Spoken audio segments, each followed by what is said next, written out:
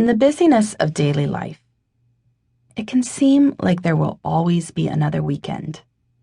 But, like all things, time is finite. If you live to be 80, you'll have a grand total of 4,160 weekends in your biography. There are probably at least that many things you'd like to do or experience during your life. Some must wait for vacations. But it's hard to cram all your desires and achievements into 2 or 3 weeks per year. While we often crash into weekends feeling overwhelmed, the impulse to do nothing leads, as one reader told me, to feeling like we're missing out on our own lives. I was thinking of this upon seeing a round of story ideas recently on simplifying Christmas.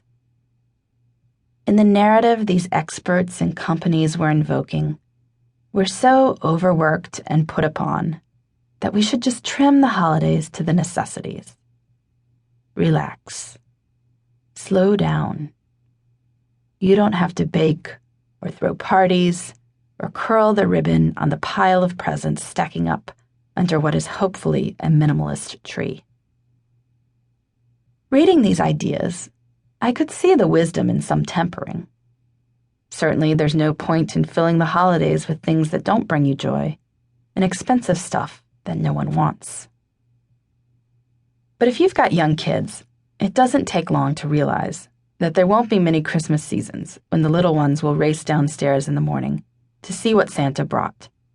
They won't always be eager to bake with you, spilling flour on the counter in their excitement. Eventually, they won't care if you put up a giant tree, or go caroling, or make hot chocolate. You can beg off making a snowman because you're tired, but there are only a few winters, and only a few days each winter, when it's snowy and you all are home together, that your children will ask to make snowmen with you. Someday, perhaps, you'll be staring at the snow from the too simple room of a hospital or nursing home, dreaming of the days when making snowmen with your children was an option.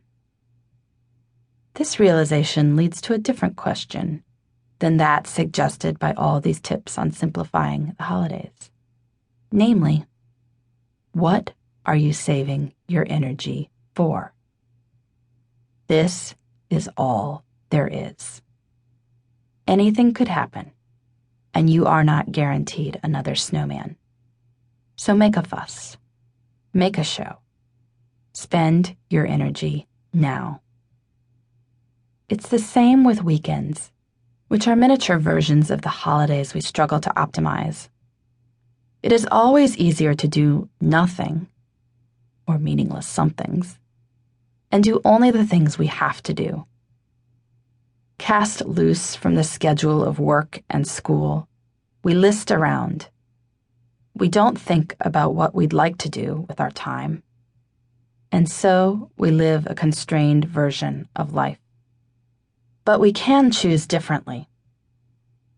I am writing this right after Labor Day weekend on a drizzly, dreary Tuesday, as my backyard is a mash of overgrown green.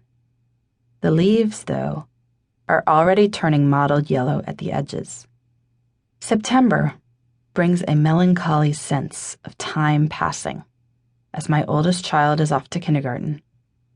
The 3-year-old starts preschool, and even the baby turns daily into a little girl who laughs and stumbles toward her first steps. In the photos from last Labor Day, she was simply a very round belly. Now we've gotten to know the sweet, toddling child once contained in that roundness. I hadn't been planning anything special for Labor Day weekend, but it seemed a shame not to wring every last drop from summer. And so my family wound up taking a road trip to the coast and the mountains, through Ocean City, Maryland, with its Ferris wheels and margaritas, and on through the Manassas Valley.